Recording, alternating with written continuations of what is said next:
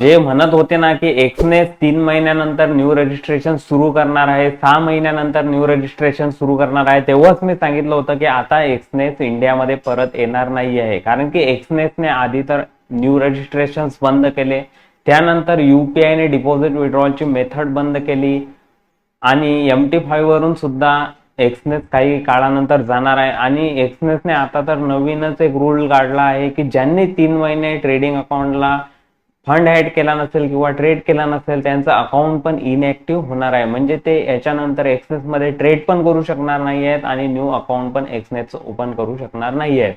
तर आता आपल्याला समजून गेला आहे की एक्सनेस 100% भारतातून बंद होणार आहे. तर तुम्हाला नवीन ब्रोकर शोधण्याची गरज आहे. नवीन ब्रोकर मी तुम्हाला पीयू प्राईम आणि एक्सएम सजेस्ट करत असतो. तुम्ही मला इन्स्टाच्या वॉइस सेक्शन मध्ये व्हॉट्सअप नंबर दिलेला आहे, तिथे डीएम करू शकता. तुम्हाला अकाउंट ओपनिंग नंतर आपला लर्निंग ग्रुप आणि कोर्स सुद्धा फ्री ऑफ कॉस्ट मिळणार आहे आणि त्यामध्ये दोन्ही याच्यात 100% बोनस पण तुम्हाला मिळेल.